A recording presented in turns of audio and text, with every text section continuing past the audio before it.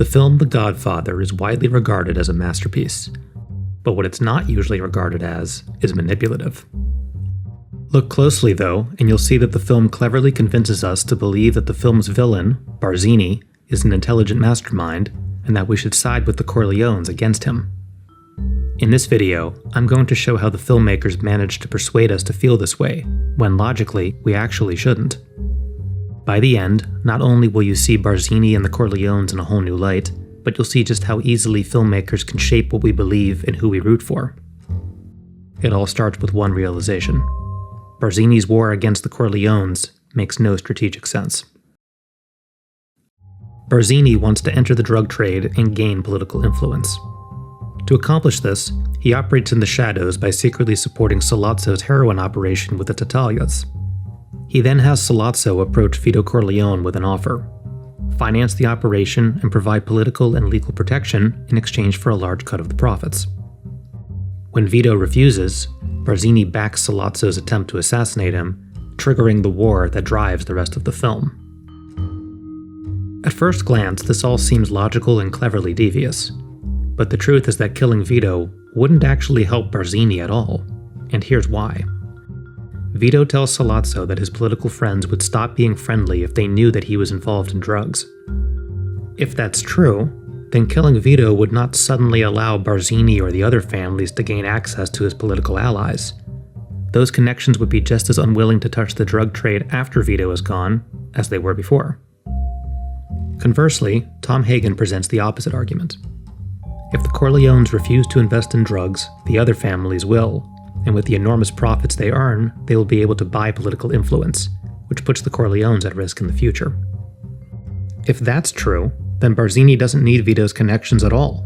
He simply needs to wait a few years, let the narcotics money pile up, and buy that influence himself, especially since the Corleones will be left behind by refusing to get involved with drugs. In other words, unless Vito had explicitly said that he planned to block the other families from entering the drug trade, attacking him accomplishes nothing. It just starts an unnecessary war with unpredictable consequences. And it is flat out absurd for Barzini or Sollozzo to believe that Sonny, a hot-tempered gangster known for acting on impulse, would forgive the men who killed his father and go into business with them. And since the Tattaglias are clearly the aggressors, there is no guarantee that the other families would unite against the Corleones in the name of peace. The Corleones have every reason to retaliate after their Don is attacked, as would any of the other families had their Don been attacked. Barzini's plan may be manipulative, but considering it doesn't help him enter the drug trade or gain political influence, it's not exactly smart. The only reason we think it is because the filmmakers assigned Barzini the role of puppet master, and that role automatically makes us associate him with intelligence. But that illusion falls apart when you actually examine his plan. After all, Barzini's strategy directly results in Michael having him killed, whereas he would have lived if he had just left the Corleones alone. In other words, just because a film presents a character as a mastermind does not mean their plan actually makes sense. It just means the filmmakers want us to believe it does. And as long as they keep us emotionally invested and distracted from questioning the logic, they know that we as the audience will automatically assume the plan is brilliant. All it is a clever trick to manipulate us. But when it comes to the filmmakers' tricks, the most clever one of all is that the attack on Vito hoodwinks us into rooting for violent criminals. Consider what we learn about Vito prior to the assassination attempt. He tells Bonacera that murdering his daughter's attackers would not be justice, and he says to Tom Hagen, "We are not murderers, despite what this undertaker says." This establishes Vito not as a bloodthirsty gangster, but as a powerful man with a moral code, someone that ordinary civilians turn to because the courts fail them. Add to this that he has a soft spot for a house cat, that he happily agrees to use his political influence to arrange for Enzo to stay in the country so he can marry Nazarene's daughter, that he adopted Tom Hagen as a son, that he is well liked by various congressmen, that he believes a man should spend time with his family, and that he is against dealing drugs, and we are primed to feel nothing but admiration for Vito. So when he gets shot in the street by men working for a heroin dealer, we feel for the Corleones. We feel for Fredo crying over the body of his father. We feel for Michael when he reads what happened in the paper. We feel for Sonny as he waits to hear if his father is dead. And we feel for Tom Hagen when Sollozzo tells him that his boss is dead. From this point forward, any violent action that the Corleones take now feels justified because in our eyes, they have been wrongfully attacked. They are the victims. While it is a gang war, we see it as sons trying to protect their respected father from evil murderers and drug dealers, because that's all we ever see of anyone outside the Corleone family. We never see the human side of Sollozzo, Tattaglia, Barzini, or McCluskey. We only see violence and corruption. And this runs completely counter to what we have seen of Vito. And consider what we see of the rest of the Corleone family. When we first meet Michael, he's a war hero who wants nothing to do with the mob. Clemenza dances happily and drinks wine. Tessio dances with a little girl. Fredo seems harmless. Tom is just an advisor that Sollozzo even says is not part of the muscle part of the family. Sonny does have a temper, but he's not a cruel bully. Rather, he's always responding to others wronging him. In other words, they all come across as relatable, as human, as worthy of rooting for. But now look at everyone else in the world. Federal agents intrude on Connie and Carlo's wedding. Paulie admits he would rob Connie if she were someone else's daughter and calls in sick so Vito can be gunned down.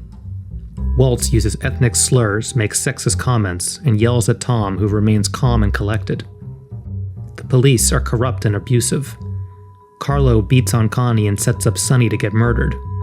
Fabrizio betrays Michael and kills Apollonia. Mo Green slaps Fredo around in public. And Tessio eventually tries to have Michael assassinated. Virtually everyone treats the Corleones terribly, and seemingly without any violent provocation from them. So with all of this in mind, we're glad when Paulie gets shot, when Michael kills Sollozzo and McCluskey, when Sonny beats the hell out of Carlo, and when Michael arranges for the heads of the other families, Mo Green and Carlo, to be killed, because they all seem to have it coming. And the reason for this is because the Corleones are never the instigators. They're always reacting to someone else causing trouble or being unreasonable. And that also includes Johnny Fontaine's former band leader and Waltz. Because remember, Vito didn't originally start with violence. He first offered the band leader an extremely generous sum of money, and Waltz help with labor disputes, as well as helping one of his star actors from being publicized for his drug addiction. Vito started by being reasonable, whereas their refusals were not. And just like that, the film has made us care about and root for violent criminals. Because let's face it, the Corleones are not good people. They're mobsters. They run the unions. They control gambling. They have no problem holding a gun to a man's head or killing an innocent animal to coerce people to do what they want. These are not empathetic people. They take what they want and they don't care who gets hurt in the process. And let's be clear. The reason they don't enter the drug trade is not because they find it immoral or because they're more virtuous than the other families, but because Vito thinks it's bad business. As he says, it makes no difference to me how a man earns his living. I believe this drug business is going to destroy us in the years to come. As the viewer, we don't really think about any of this while watching the film because we're too busy hoping that Barzini and Sollozzo get what's coming to them. But they're not any worse than the Corleones. Not really. The difference is, we never see them dancing with their families, protecting their children, cooking for their people, hugging their brothers, or doing anything that might humanize them the way the film humanizes the Corleones. And this selective viewing is exactly how the film manipulates us. Imagine if the film had started with showing Vito holding a gun to the bandleader's head with Luca Brasi, or the horse's head being cut off, or the Corleones extorting businesses in their neighborhood, or any of the terrible things Vito ordered over the years. Would we still regard him as an admirable moral figure worthy of our empathy? Or would that go straight out the window when we see that a calm demeanor and reasonable disposition is really just a front for a dangerous, selfish, evil person? And if it did go out the window, would we even care when he gets shot? Probably not. Because despite how the film portrays him, the truth is, Vito has it coming too. Maybe not for refusing Sollozzo's heroin deal, but for any of the horrendous crimes he's committed over time. Perhaps it's no accident that the film's logo shows a puppet master pulling strings, representing a powerful figure manipulating those below him. Because in a certain sense, the puppet master here is the filmmaker, and the puppets are us. If we want to be, that is. But what do you think? Are we really being manipulated throughout the movie, or is this connecting dots that aren't there? Let me know in the comments. And if you like this video, please subscribe so you'll be notified when my video on 2001: A Space Odyssey goes live. Because if you think it's just about evolution, think again. I'll post the link in the video description once the video goes up. Hope to see you there.